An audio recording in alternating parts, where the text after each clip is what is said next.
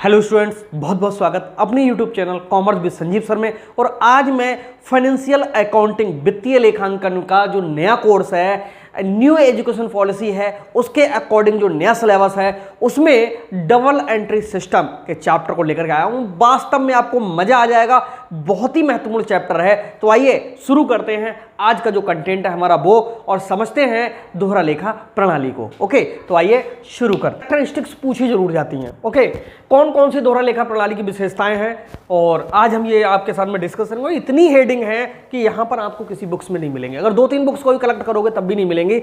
मैंने यहाँ पर 12 हेडिंग्स आपके लिए लिख दी हैं। और रंजीत जी जो कह रहे थे कि सर आपका जो नोट्स हैं उनको पढ़ करके एक बार में ही सब याद हो जाता है, तो हम आपको बताएं बुक्स से भी आपके लिए सारा कंटेंट मिल जाएगा।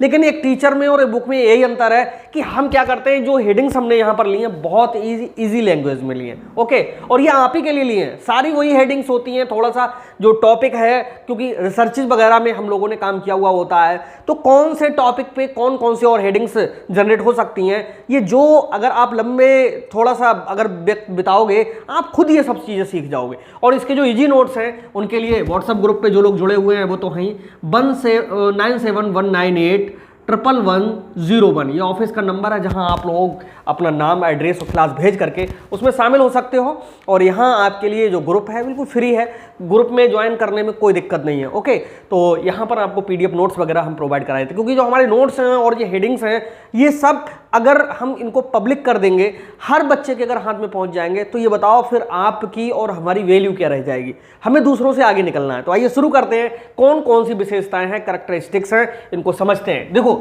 इतनी जो हेडिंग्स हैं इनके बारे में आपको 3-3, 4-4 लाइनें लिखनी है, तो ये 1.5 पेज पे वैसे ही पहुंच जाएगा। 12 हेडिंग्स में से अगर 10 हेडिंग भी आप लिख के आते हो तो बच्चे 5, 6, 7 ही लिख के आते हैं, तो आपका जो कंटेंट है वो बहुत अच्छा हो जाएगा। ओके, तो समझते हैं। पहली चीज है दोहरा लेखा प्रणाली की विशेषताओं में पहली विशेषता है 2 पक्षों में लेखा। इसके अर्थ के लिए जो वीडियो है उसकी खोज और भारत में प्रयोग, ये वीडियो पहले ही बना चुका हूं मैं, वो आपने देख ली होगी। ना देखी हो तो देख लीजिए, प्ले लिस्ट में चले जाइए, वहां देख लीजिए। 2 पक्षों में लेखा का मतलब उसके अर्थ से ही क्लियर यहां पर होता है कि कोई भी लेन देन होता है उसको 2 बार नहीं लिखना है, बल्कि डेबिट और क्रेडिट करके 2 पक्षों में लिखना, यानी ऋणी धनी करके 2 पक्षों में लिखना, ये दोहरा लेखा प्रणाली की पहली विशेषता है। दोहरा लेखा प्रणाली बिल्कुल नहीं कहती है कि हमने मान लीजिएगा कि राम रहीम के लिए कोई माल बेचा है तो हम उसको 2 स्थानों पर लिखें, बल्कि 2 पक्षों में लिखें। ओके, नेक्स्ट है गलती की कम संभावना। देखो, एक एंट्री में करके बताता हूं। देखिए, मान ली मैंने एक्स के लिए माल बेचा है 500 रुपए का, तो यहां पर एक्स को 500 का माल बेचा। जर्नल एंट्री इसकी क्या होगी, X debit to sales account. Narration में लिखेंगे being goods sold to X, और यहां पर भी डालेंगे 500 और यहां पर भी डालेंगे 500। ठीक, अब यहां से समझिए गलती की कम संभावना इसलिए रह जाती कि भूल बस यहां 85 लिखे रह गए। अगर हम एक बार लिखते तो हमारे लिए नुकसान हो जाता, लेकिन जब हम एक अमाउंट को 2 बार लिखेंगे तो भूल से यहां भले ही 50 लिख जाए, लेकिन यहां पर कितने 500 लिखे जाएंगे। तो यहां पर गलती की जो होती है संभावना कैसी हो जाती है, कम हो जाती है। 2 पक्षों में लेखा यानी डेबिट और क्रेडिट। पहले वाली लाइन डेबिट होती, दूसरी वाली क्रेडिट होती, तो दोनों आपको विशेषताएं देखिए कितनी ईजी हैं, यही हमारे यहां विशेषता है।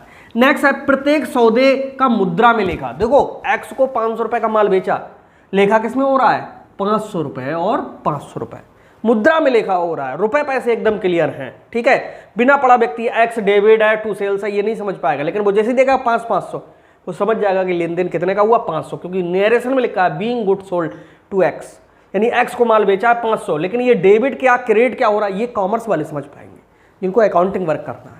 नेक्स्ट है डेबिट तथा क्रेडिट का प्रयोग। देखिए विशेषता, इसमें डेबिट और दूसरा वाला जो छुपा हुआ होता है वो हमेशा क्रेडिट। तो डेबिट और क्रेडिट का प्रयोग है। सारी विशेषताएं आपको एक साथ एकदम क्लियर एंट्री में। विशेष नियमों का प्रयोग क्यों बिल्कुल हुआ है कि किसको डेबिट करेंगे किसको क्रेडिट करेंगे, ये विशेष नियम होते हैं। यानी प्रत्येक लेन देन जो होता है उसमें नियमों का ही प्रयोग किया जाता है, और नियमों का प्रयोग जो होता है वो अकाउंट के बेस पे होता है, खातों के आधार पर होता है। There are 3 types accounts. जो अकाउंट्स हैं वो 3 प्रकार के होते हैं। कौन कौन से, पर्सनल, नॉमिनल एंड तीसरे रियल अकाउंट। उन तीनों अकाउंट के बेस पे क्या डेबिट होगा क्या क्रेडिट होगा ये तय किया जाता है। ये मोस्ट इंपॉर्टेंट हेडिंग है। मोस्ट इंपॉर्टेंट हेडिंग कला व विज्ञान दोनों के गुण। क्यों कहा गया है कला और विज्ञान दोनों के गुण? क्योंकि कला हमें यह बताती कि किसी काम को कैसे किया जाए कि कम प्रयास से बेहतर रिजल्ट हो। जैसे हम आपको पढ़ाने का प्रयास करते हैं, एक बार अगर आपने वास्तव में ध्यान से वीडियो देख ली तो जब एग्जाम दे रहे होगे ना तो सारा सब कुछ यही याद आएगा जो हम बोल रहे हैं और जो आप सुन रहे हैं, और जो नोट्स होंगे उनको पढ़ करके उनके बीच में हेडिंग्स में क्या हमने पढ़ा था, क्या लिखा था, ये सारी चीज़ें आपके लिए वहाँ पर तुरंत याद आ जाएंगी। लेकिन आप जाके देख लीजिएगा बुक्स में कितने कठिन शब्दों का वहाँ पर इस्तेमाल होता है, वो यहाँ पर नहीं है, क्योंकि हम में और बुक्स में यही अंतर है। तो यहाँ पर कला व विज्ञान ये दोनों है, यानी हम जो पढ़ रहे हैं, हम जो समझ रहे हैं, विज्ञान क्यों कह रहे हैं? क्योंकि हम जो आपको पढ़ा रहे हैं बिल्कुल तर्क संगत पढ़ा रहे हैं, हम प्रूफ करके भी दिखा रहे हैं, देखो यहाँ पर ये चीज़ है। तो जर्नल एंट्री कैसे की? ये कला है। इसमें डेबिट और क्रेडिट यही चीजें क्यों हुई, यानी ये एक्सी डेबिट क्यों हुआ? ये क्या है? विज्ञान है। So guys we further can say that it is both the art and science. ये कॉमर्स और आर्ट दोनों है। ओके, नेक्स्ट है गणितीय शुद्धता की जानकारी। बिल्कुल मैं आप बताऊं, जब आप 10-20 एंट्री कर लोगे, पूरे पन्ने भी कर लोगे, तो क्या करोगे? डेबिट और क्रेडिट दोनों का टोटल करोगे। और जब टोटल करोगे तो ऐसा नहीं है कि इधर आएगा 15,000 तो इधर आएगा 15,500, दोनों का बराबर आएगा। अगर इधर 15,500 आ रहा है इसका मतलब है कि इधर कुछ छूट गया है, लेकिन अगर इधर कुछ नहीं छूटा है तो इधर कोई एक्स्ट्रा पड़ गया है। तो कहने का मतलब है इससे गणितीय शुद्धता की भी जानकारी हो जाती है, यानी दोनों ओर कैसा होता है? बराबर होता है। नेक्स्ट है सभी देशों में मान्यता। ये आपको बुक्स में लिखा मिलेगा कि सार्वभौमिकता या सार्वभौमिक। सार्वभौमिक का मतलब होता है सब जगह मान, लेकिन हम आपको बताएं सब जगह क्या? लेखांकन तो देशों में चल रहा है, कंट्रीज में चल रहा है, चाहे आप सार्वभौमिक लीजिए, लेकिन मैं तो भाई सरल शब्दों का इस्तेमाल करता हूं, चयन करता हूं। कॉपी चेक करने वाले जो हमारे सर होंगे तो वो समझ जाएंगे कि सभी देशों में मान्यता है इसके लिए। तो चाहो तो सार्वभौमिक शब्द यूज कर लो, चाहे सभी देशों में मान कर लो, क्योंकि जो मैंने अर्थ समझाया था, खोज आपको जल्दी नहीं मिलती है डबल एंट्री सिस्टम की, हुई कैसे? ओके, तो जब सभी देशों में मान्यता क्यों दी गई इस प्रणाली के लिए, यह समझना होगा। नेक्स्ट है सभी व्यापारों में उपयोगी। भैया चाहे किसी भी प्रकार का व्यापार हो, देखो यहां पर हम माल बेच रहे हैं तो यहां पर ये एंट्री हो गई। अगर हम किसी को सेवा देंगे तो भाई सर्विस की एंट्री हो जाएगी। ठीक है भाई, हम वेतन दे रहे हैं एक्स के लिए तो भैया एक्स डेबिट, और यहां क्या आएगा? To salary account. ठीक है, इस तरह से हो जाएगा। यहां पर समझना होगा कि अगर हम x के लिए, ये एंट्री नहीं होनी थी, अगर हम सैलरी दे रहे हैं x के लिए तो एंट्री होनी थी सैलरी डेबिट और टू कैश अकाउंट, क्योंकि हमारे पास से कैश चला जाएगा। नरेशन में लिखेंगे being salary paid to x। क्या अंतर हो गया पहले एंट्री की और ये एंट्री की? क्योंकि यही होती है कि जिसमें विशेष नियमों का प्रयोग। जो पहली एंट्री की थी, एंट्री काम वो हुआ था, लेकिन उसका जन्म में एंट्री इस तरह से होगी। क्यों होगी? क्योंकि हम वेतन दे रहे हैं, चाहे राम ले, चाहे श्याम ले, चाहे एक्स ले, चाहे बाई ले, जेड ले, जो काम करेगा वो वेतन लेगा। तो इस तरह से ये सभी व्यापारों में कैसी है? उपयोगी है। अगला है वैज्ञानिक प्रणाली। देखो वैज्ञानिक प्रणाली का मतलब ये वैज्ञानिक का मतलब ये नहीं है कि ये जो प्रणाली है वो वैज्ञानिक बनी हुई है, बल्कि इस प्रणाली में, दोहरा लेखा प्रणाली में विज्ञान के नियमों का प्रयोग किया जाता है। और विज्ञान के नियम क्या होते हैं? किसी भी विषय या क्षेत्र के बारे में व्यवस्थित क्रमबद्ध ज्ञान को हम क्या कहते हैं? विज्ञान कहते हैं।